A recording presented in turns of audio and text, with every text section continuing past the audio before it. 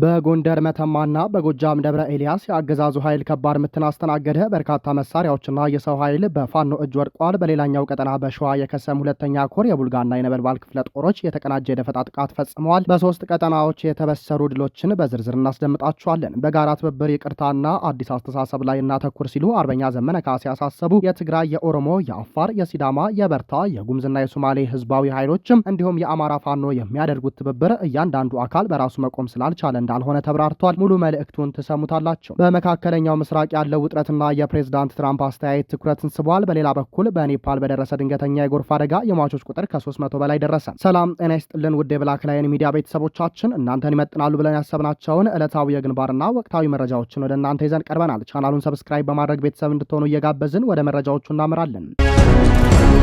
በጋራ ትብብር ይቅርታና አዲስ አስተሳሰብ ላይ እናተኩር ሲሉ አርበኛ ዘመነ ካሴ አሳሰቡ። የአፋብን ሰብሳቢው አርበኛ ዘመነ ካሴ ዛሬ ነሐሴ 21 ቀን 2018 ዓ.ም ባስተላለፉት ሰፊ መግለጫ በኢትዮጵያ የሚገኙ ህዝባዊና ብሔራዊ ኃይሎች የሚያደርጉትን ትብብር፣ የይቅርታ ባህልና የወደፊት የትውልድ ኃላፊነትን በተመለከተ ያሏቸውን ዋና ዋና አቋሞች ይፋ አድርገዋል። በመግለጫው መጀመሪያ ላይ እንደተጠቀሰው የትግራይ፣ የኦሮሞ፣ የአፋር፣ የሲዳማ፣ የበርታ፣ የጉምዝና የሶማሌ ህዝባዊ ኃይሎች እንዲሁም የአማራ ፋኖ የሚያደርጉት ትብብር እያንዳንዱ አካል በራሱ መቆም ስላልቻለ እንዳልሆነ ተብራርቷል። እያንዳንዱ ኃይል ራሱን ችሎ የመቆም ብቃት ያለውና እስካሁንም በራሱ መንገድ ሲጓዝ የቆየ መሆኑ የተገለጸ ሲሆን የኃይሎቹ መቀናጀት ግን የዛሬውና ዘላለማዊ ጠቀሜታ ውጤት እንደሆነ ተመላክቷል። በዚህም መሰረት ህዝባዊ ኃይሎቹ በጋራ በመቆም ግባቸውን እንደሚያሳኩም ተገልጿል። የአሁኑ ዘመን ዋነኛ ተልዕኮ ሰዎችን መሰብሰብ፣ መቀራረብና ፍቅርን ማስፋፋት እንደሆነ መግለጫው ያመላክታል። የአፋብን አርበኞች ሰይፍ ለማንሳት የተገደዱበት ምክንያት የተሰጣቸውን አበባ የተቀሙ በመሆኑ እንደሆነና በግፍ ሊያጠፏቸው ገፍቶ ከሚመጣ አካል ውጪ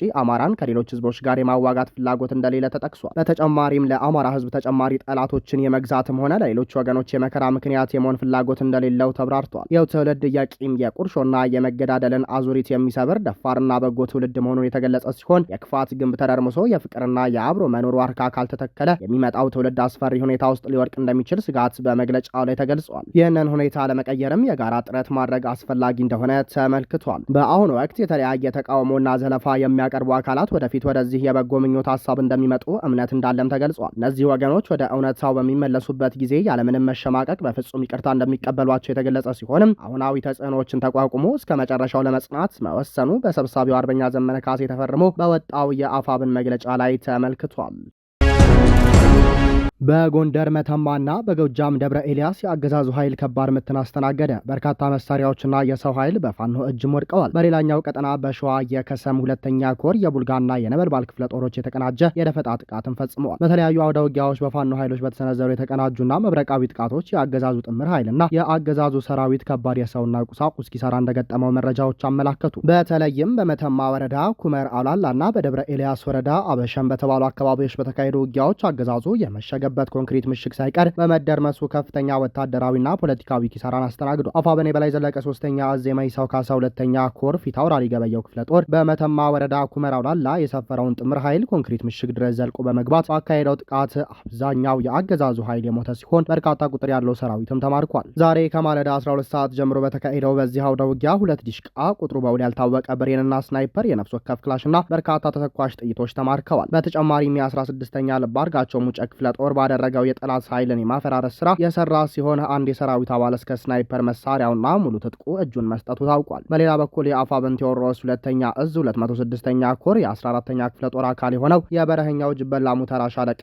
በደብረ ኤልያስ ወረዳ ልዩ ቦታው አበሸን በተባለ ትምህርት ቤት መሽጎ በነበረው የአድማ ብተናና ሚሊሻ ኃይል ላይ ከሌሊቱ 8 ሰዓት ጀምሮ በተጠና ኦፕሬሽን መብረቃዊ ጥቃትን ፈጽሟል። በዚህ ጥቃት አገዛዙ የደረሰበት ኪሳራ ከባድ ነው ሲባል አንድ ኮሪያ ክላሽ፣ አንድ ሲሶ ክላሽ፣ በርካታ ተተኳሽ ጥይቶችና ወታደራዊ ሻንጣዎችና ሚሊሻዎች ሲማረኩም ቁጥሩ ለጊዜው ያልታወቀ የአድማ ብተናና ሚሊሻ አባላት ሙትና ቁስለኛ ሆነዋል። በሌላኛው ቀጠና በሸዋ የከሰም ሁለተኛ ኮር የቡልጋና የነበልባል ክፍለ ጦሮች የተቀናጀ የደፈጣ ጥቃትን ፈጽመዋል። በሸዋ ደብረ ብርሃን ቀጠና የሚንቀሳቀሰው የአሳምነው አምስተኛ እዝ ከሰም ሁለተኛ ኮር ስር የሚገኙትን የቡልጋና የነበልባል ክፍለ ጦሮች በጥብቅ ስትራቴጂካዊ መናበብ በፈጸሙት የደፈጣ ጥቃት በአገዛዙ ጥምር ጦር ላይ ከፍተኛ ስብራት ማድረሳቸውን ገለጹ። ዛሬ ነሐሴ 21 ቀን 2018 ዓ.ም በተካሄደው በዚህ መብረቃዊ ምትም የአገዛዙ ልዩ ዘመቻ ዘመቻ አየር ወለድ 105ኛ ክፍለ ጦር ከባድ ሰብአዊና ቁሳዊ ውድመትን አስተናግዷል። የአገዛዙ ጦር መነሻውን በምንጃር ሸንኮራ ወረዳ አረርቲ ከተማ በማድረግ አዲስ የተመለመሉ ወታደሮችን ለማስገባትና ለተቀመጡ ክፍሎች ሬሽን ለማቀበል ወደ ቡልጋ ክፍለ ጦር አቅጣጫ እንቅስቃሴ ጀምሮ ነበር። በተመሳሳይ ሰዓትም ከመተብላ ከተማ ተጨማሪ አጋዥ ኃይል ለማስገባት እንቅስቃሴ ተደርጎ ነበር። የፋኖ ኃይሎች ቀድሞ በደረሳቸው ትክክለኛ ህዝባዊ የደህንነት መረጃ መነሻነት ጠላት የሚንቀሳቀስበትን መስመር በመለየት ጥብቅ ወጥመድ ዘርግተው ጠብቀውታል ሲሉ ምንጮች ጠቁመዋል። በከተሬ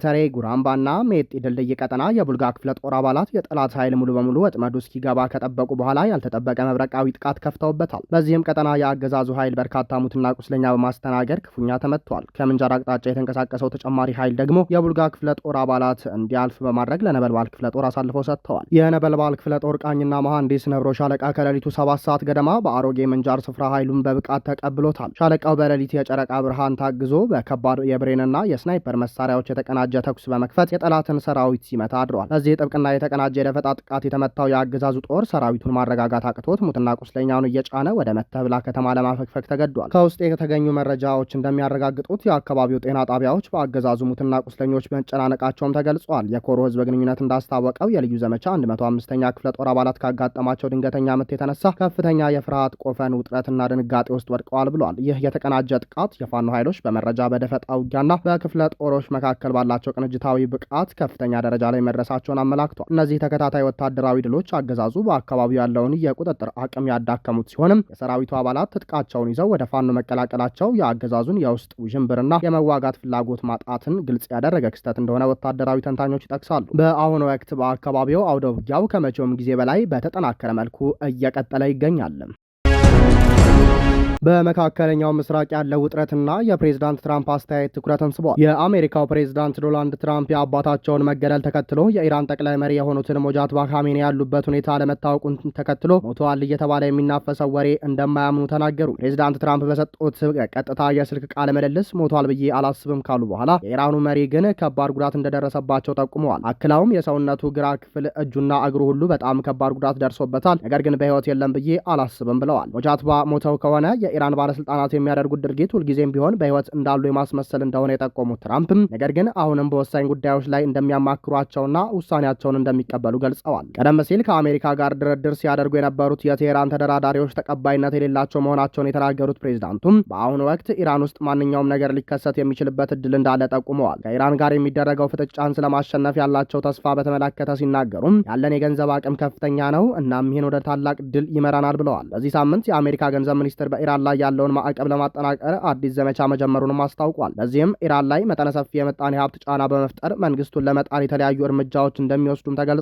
አሜሪካ በአሁኑ ወቅት ከወታደራዊ እርምጃ ይልቅ የምጣኔ ሀብት ዘመቻን ወደ ማጠናቀር ያዘነበለች ሲሆን ከቴህራን ጋር የንግድ ግንኙነት ያላቸው ሀገራት ትስስራቸውን ለማቋረጥ ፈቃደኛ ካልሆኑ ጠንካራ ኢኮኖሚያዊ ቅጣቶች እንደሚጠብቋቸው አስጠንቅቃለች። በሌላ በኩል ከኢራን ጋር ያለው ፍጥጫ በጠነከረበት በዚህ ወቅት አሜሪካ 5000 የሰራዊት አባላትን የሚይዘውን ግዙፉን የባህር ኃይል አውሮፕላን ተሸካሚ መርከብ ዩኤስኤስ ቴዎዶር ሩዝቬልት በተጨማሪነት ወደ መካከለኛው ምስራቅ ልታሰማራ እንደሆነ ታወቀ። የአሜሪካ ባለስልጣናት እንዳስታወቁት ይህ ግዙፍ የጦር መርከብ በሚቀጥሉት ሳምንታት ወደ አካባቢው የሚያቀና ሲሆንም ቢያንስ የ7 ወራት ያህል በመካከለኛው ምስራቅ ተሰማርቶ ይቆያል። ለወራት በዘለቀው ከኢራን ጋር በሚካሄደው ጦርነትና ጫና ምክንያት በፋርስ ባህረ ሰላጤ ተሰማርተው ከነበሩ የአሜሪካ ባህር ኃይላት ጋር በተያያዘ ባለፉት ሳምንታት ከፍተኛ ትችቶች ሲቀርቡበት ነበር።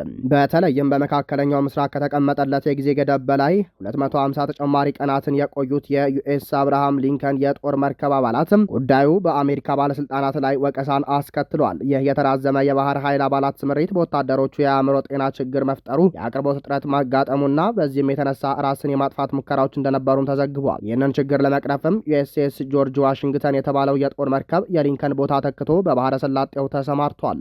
በመጨረሻም በኔፓል በደረሰ ድንገተኛ የጎርፍ አደጋ በሟቾች ቁጥር ከ300 በላይ ደረሰ።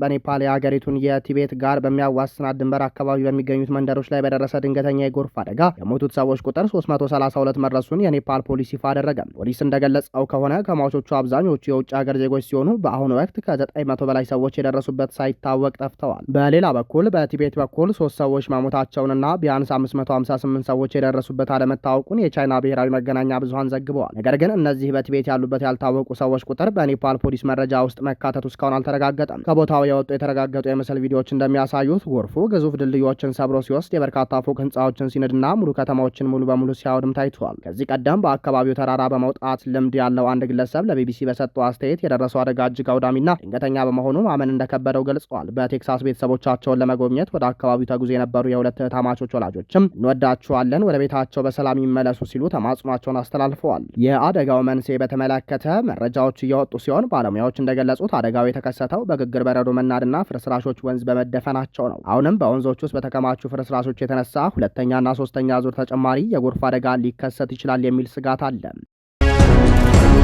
ክቡራንና ክቡራት አድማጭ ተመልካቾቻችን ለሰዓቱ የነበረን የዜናና የመረጃ ስርጭታችን ይህንን ይመስል ነበር። ቻናሉን ሰብስክራይብ በማድረግ ቤተሰብ እንድትሆኑ ጋበዝን። ጤና ይስጥልንም።